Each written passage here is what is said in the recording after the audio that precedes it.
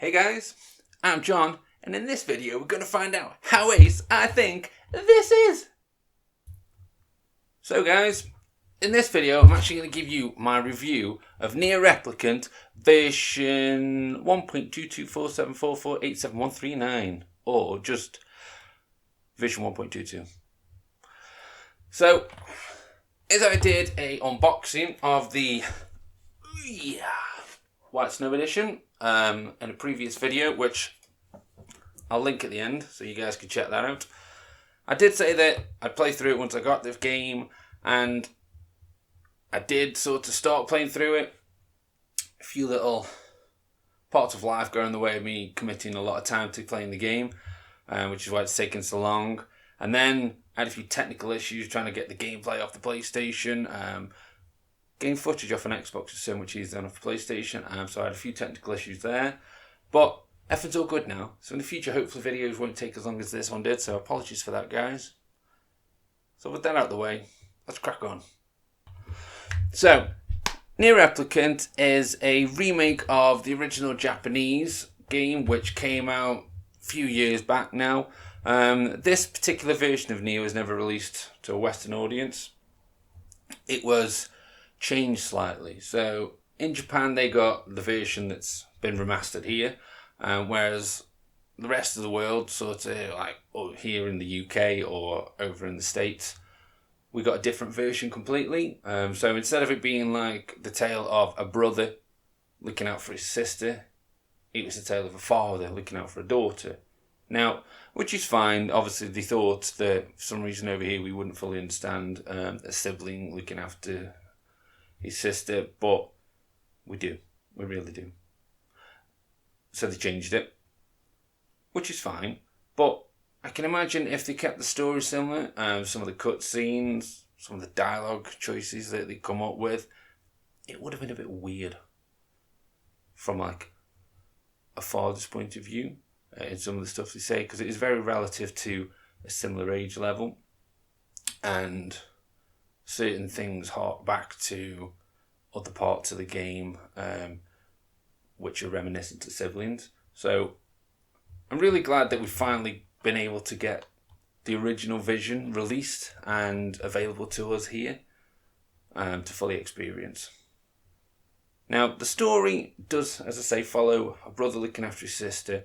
So it's set in a world a bit post-apocalyptic, and there's this sort of plague that's washing over the land, and they call it shade. So the enemies in it are called shade. So you get these like weird little creatures, and there's different varieties of them. There's not a great deal of variety in the shades, but there is some variety. And what they're saying is it's affecting some people. So the protagonist in it, which you can name, I just named him Nier because I kind of thought that's what he was supposed to be named, so I just named him Nier. So he's looking after his sister, and she gets this black scroll, so she gets this disease, and it's all about you searching the world to try and find a cure for your sister. That's basically sort of where the story starts.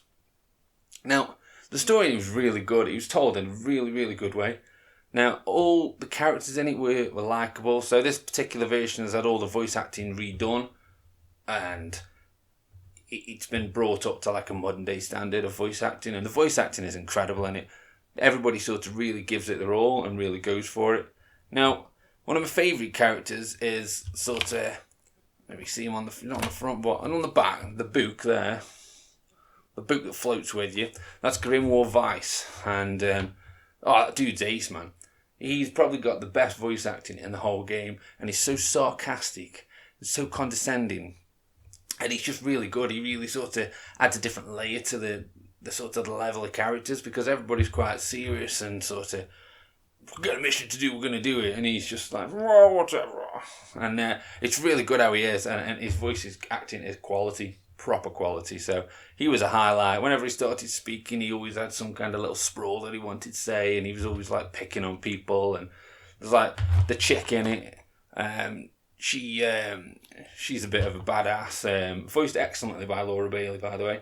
And every time Grimoire talks to her, he always refers to her as a hussy, and they have this little banter going on, and it's really good. The voice acting is excellent in it, and like the camaraderie between the people, the interactions was so well done. I was really impressed with the voice acting overall. Excellent, very, very good. So yeah, so you got to sort of meet these characters, explore the world, and try and find this cure. So you have like little snippets. People tell you little things about, oh yeah, some dude over there had the black scroll. That's the one. So then you go over there and investigate there. Then you'll meet somebody there, and they'll tell you something else, and you'll go somewhere else. So you explore the world. The game sort of forces you to explore the world, which isn't a bad thing because the world design is really good. There's like little biomes that you can sort of visit, and the world isn't overly massive, so it isn't quite sort of GTA style open world, but there is quite a lot of freedom in it. Way the map's sort of designed. You get to the point where when somebody says you've got to go somewhere, you know where you're going. So you've got your own little town, and it's got a couple of different gates. So it's got like 3 gates to it. And you'll get to the point where you'll know exactly where you're going. Like somebody says, oh, you've got to go to Facade. So you're like, oh, I know where. And you just sort of head there. Later on in the game, they do introduce a fast travel system, but it ain't great, to be fair. You have to sort of jump in a boat, but it's very sort of restricted as to where you go. So, and the world, like I say, isn't that big, so it's easy enough for just sort of get going and just jog on sort of thing.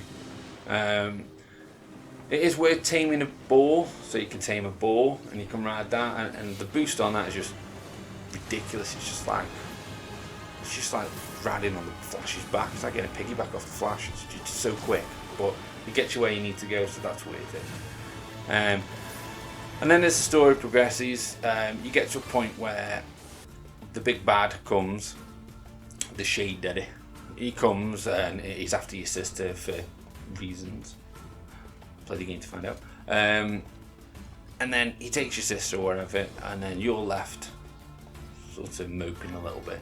And then the game does a bit of a time jump, so it sort of skips like 5 years in the future.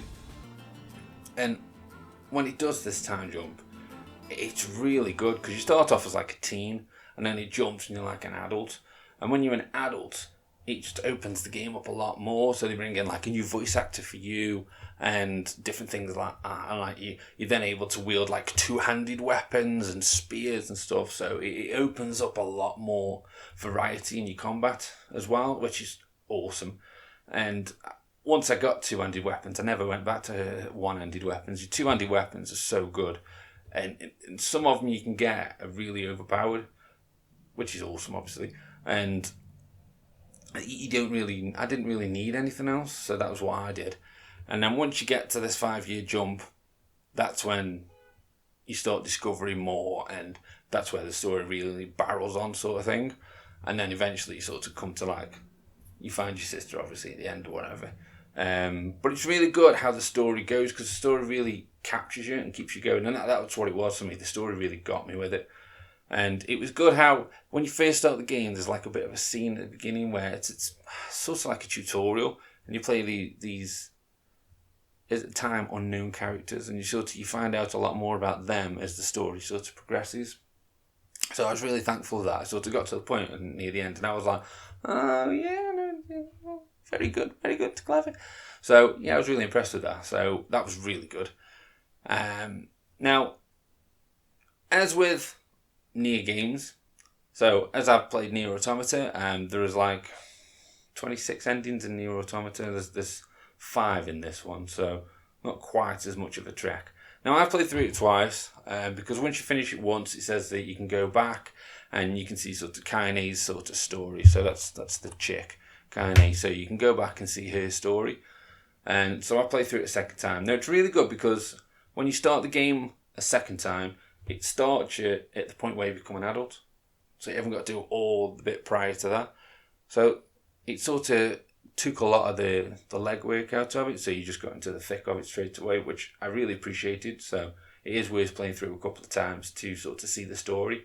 You get some different cut scenes and you see certain scenes from a different perspective. And it just sort of expands the characters a lot more and gives you a lot more understanding of the story as a whole, to be honest. And I really appreciated that. I haven't played through it 5 times because you have to find all the weapons. And some of them have got such a ridiculous price that you just have to grind and grind. And then you have to grind to level them all up and stuff like that. And I didn't have the time to do that. There's so many other games I've got just sitting around that I need to try and finish. Still battling through The Witcher 3, so that's taken me forever. So I've only played through it twice. Now there is a fifth, it's the fifth cutscene, the fifth ending rather, that is exclusive to this remaster. So if you guys want to sit through and go through it, let me know what you think of it. I particularly didn't. I did play through it twice, and I really enjoyed it. And I do recommend if you do get it and you do go through it, do your second playthrough to see that other side of things. It is really good, and you get like extra scenes and extra end scenes, and it really expands it more. So I do highly recommend playing through it a couple of times, guys. So the graphics in this game, the graphics are really good, to be honest with you. The remaster is really clean. It's really colourful. The character design is really good. It's brought it up to standard of what Nier Automata was. And that is a gorgeous looking game as well. I don't think it's quite up to Automata standards. Now, I do think that's down to the fact that Platinum Games did Automata and they have a certain sheen to their games. So I feel that maybe this one doesn't quite hit there. But I'm not saying it doesn't look good. It does look really good. The worlds are really good. There's a lot of variety in them. So when you traverse into the different biomes and the different sorts of locations, everything does look different. It has its own little unique take on it. So it is really good in that sense. The main quests in it are excellent. Really, really good. Now, there is an absolute boatload of side quests in it, but they are just... Side quests in it are really repetitive. So everybody just wants you to go do the shopping for them. So you walk up to somebody and they're like, can I have 4 of these, 3 of these, 2 of them, and 1 of them? And he'll go do some shopping, he'll pick it up, whatever it is. Some of it's like in flowers, and then it's like materials and meat and stuff like that. And then you'll go around, and then you'll come back, and then you'll talk to somebody else, and they give you shopping lists as well. And there's a lot of sort of side quests like that offer very little reward for the time you spend doing it. So I didn't do a lot of the side quests in it because I started doing them. Every time I met somebody, I'd sort of interact with them, get another quest going. I'm like, yeah, I'll do that, yeah, I'll do that. And then when you sort of get further in the game, they do become very generic and very repetitive. So I did get to the point where I just didn't bother with side quests because they were just pointless. I didn't get anything for it, so what was the point? You get loads of money for doing other stuff in it anyway, so there's just not really a great deal of point in sort of purpose of doing them because you don't get anything in return for it. The only thing I will say is when you become an adult, when you get there, when you level up a little bit more, there's a book in your house. If you interact with that, it's your mum's diary, and you go to like an adult, so like an old dude, and you're like a big burly dude like. And if you do that, you get this weapon in it. So you get like a particular sort of a double-handed sword. If you get that weapon from there, you do have to progress quite far through it, and it is quite high level to get there. It's like mid-30s, 40, like level 40, something like that. It recommends to do it because they do throw a lot of enemies at you. But you get the sword, you get to level 1. Then if you go to Scrap Town, if you go and sort of, you just have to grind a little bit, and there's a certain area in there where you can grind for a particular material. You need 1 material to upgrade the sword, but when you do, it goes from like level 300 power to level 700, and it's ridiculous. It goes to like level 730 attack power, and I was like, this is just crazy. So then when you got it, it just smashes through everything. But then when you level up again, it only goes to 760, so you only get 30 out of it. So, and you only need the same material, and it was like, is there really any point? So that became my go-to weapon once I did that. So I do recommend you guys, if you do sort of look at that diary in Nier's house, it's on the ground floor, interact with it and just go through and get that sword, go to the scrap merchants, and you can just level it up like crazy, man. And like I say, it just becomes so overpowered. So that was sort of my go-to then. So I highly recommend that. But like I said, the side missions, apart from like a couple of them like that one, aren't very good, the side missions. So it's just a lot of grinding. and I just didn't have the patience for it, to be honest with you. It was just I got fed up with doing shopping for people. So that's the thing with side quests in it.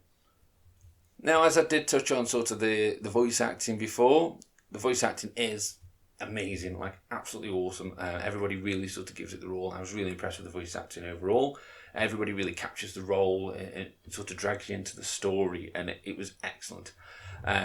Now, the soundtrack as well is awesome. The soundtrack was just, it was so atmospheric, and it's like each area's got its own little take on it, and I was just humming it. Every time you sort of go into an open world and you're riding around, I was like just humming the song. It kicked in. I was like, oh, this is so good.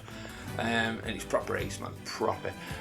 So I do sort of crank it up when you're playing it, and every time you're in combat, the combat sounds are really good. Like when you're swinging your swords and that, and it's clashing and stuff like that, and everybody's sort of talking as you're in battle, and it's like combat. It's just really good. Really, really good. The sound design in it was really good. Like overall, like every area you go to, each one's got like distinct like ambient sounds, and it was just so well done. The sound design was incredible, and I was really impressed with it. Now the gameplay in this is pretty much your standard third-person hack and slash to start off with. There is some combos you can do and things like that, but you've got like a light attack, a heavy attack, you can dodge and things like that, and you can jump while you're in combat. You've got Grimoire Vice axes, a long range weapon, so you can fire projectiles and you can upgrade him with different ones. So there's one where, like, I used one where you can swing fists, or you can fire these big lances. And if you hold the button down, you can get like surrounded by about 10 lances and just let it go and just unleash it on a single enemy. And it does like massive damage, and it's really good. And that they were really my go-to. You can get one that's like spikes that come out the ground, or one that absorbs incoming attacks and things like that. I didn't really use a great deal of them. I just found that the fist one was good and the lance one was good, and then just the basic sort of fire. So you get into like your top buttons, like your R1 and L1 on the PlayStation, or your bumpers on the Xbox. You can just assign them to them. So I had one that was always like the constant fire, and then one was like normally the lances. And if you level it up, when you start leveling up, even some of the bosses, when you go back and start grinding areas out for level up, you can just hold that down, build your lances up, unleash it, and it just nails them. You don't even have to fire anything. You just one attack kill sort of thing, which it was really good. So that was sort of like the basic sort of third person hack and slash stuff. You do have like, you can counter in it as well. I was crap at countering in it, to be fair. Every time I went for trying to counter, I was like, yeah, I'm gonna block, and I still got hit. So I was just dodging out of the way. Just dodged out of the way of everybody and just sort of smashed them. Once I got my big sword, that was it. I was wading through people. But then it has other sort of different styles. So there's certain areas where it'll go top down.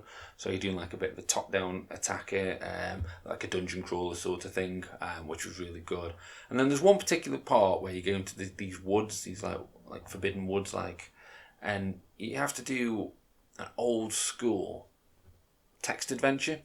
So it's literally just writing on the page, and it's telling you things, and you're reading it, and it's telling you the story, which obviously your character, so it was always like Nier and Grimoire that were doing it, and you were going through and you're reading it, and then you'll get to a point, they ask you questions about what you'd read, and then you'd have to answer right. If not, it kicked you out and you'd have to start again. And it was nice because it sort of added a bit of variety to it, and it was good to hark back to those old school games like.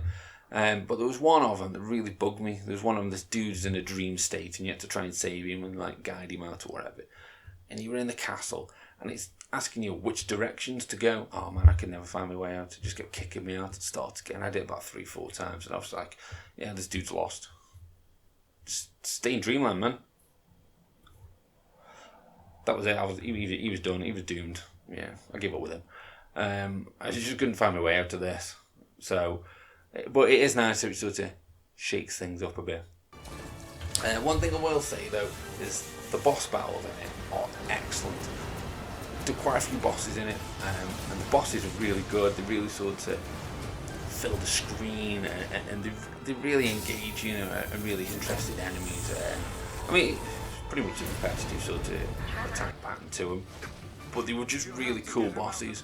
Some of them really tested you. Like the screen's filled sometimes with that much action going on, and they're firing things out, especially the last boss. The last boss just nails you with like all these orbs flying at you everywhere, and you're trying to dodge them and attack you. And it was a bit mental, but it was really cool. And the boss battles anyway, excellent, like really, really cool. I was really impressed with all the boss battles. So if you do like good old school boss battles, this one's got plenty of them, and it was really, really good. I was really impressed with it. The only downside is the targeting system was quite weak in it. So you can target enemies, which is fine, but then sometimes it'll target you, and the target will go that way, but the camera will go that way, and so then I'm trying to fight with the camera because it just wants to target itself. So you have to untarget, turn around, and target again, and that was really frustrating when you're doing boss battles. Some boss battles, it's not just the boss. They have like loads of little sub-enemies, like little minions and that fighting you. And when the camera goes one way and you're attacking, then you got a little bit overwhelmed, and I got like nailed like my health quite a lot. And it was through no fault of mine. It was the camera that was like sort of against me. So that was one thing. So there's certain enemies where you have to target. Like there's one where it comes out of the ground, it's like all these cubes together and it's spinning around, and you have to target it for trying to take them out. But then like you'll target one, and then that one will move as another one comes, and you're trying to change your target, and then it's just not. And then you're firing at it, and it just fires in the distance, and you're like, oh, I was targeting there. And so the target system on it's not great, and it really sort of screws you in some places. If you're on the ground, you don't have to target. You can sort of aim your left stick where you want to attack, which is fine. But it's just like some of these distance ones where you're fighting certain enemies, and you're trying to target them, and the target system's like, I knew, and I was just like, but got there in the end anyway. But just beware that I had a lot of trouble. I mean, maybe not everybody has, but I personally had a lot of trouble with the targeting, and it was more in certain boss areas where I was trying to target a particular weak point on a boss, and the camera just wasn't having it. It was like cheesing me, man. It was like, so. But yeah, just be aware of that, guys. So guys, what I recommend, Nier Replicant version 1.22. Yeah, man, I would. Yeah, I had a good time with it. I really enjoyed what I did. The experience of the story was well worth it. Now, if you like these sort of, it's soft RPG stuff. It's not hardcore RPG. It's quite soft RPG elements in it. Good hack and slash, nice graphics. It's got good voice acting. The open world areas were really, really good. Then yeah, man, I'd highly recommend it. I'd give it a go. I mean, I was happy because I really enjoyed Nier Automata, and for me, this just was an extension of that. So I was very happy with it. I really enjoyed it. It's not quite as good as Nier Automata. Nier Automata is a sort of excellent 10 out of 10 style game, where this is 7, maybe 8 out of 10. Sort of sits in that sort of area. There are certain things that sort of let it down, but overall it was a very good game. And if you enjoy third-person hack and slash games, then guys, I'd recommend giving it a go.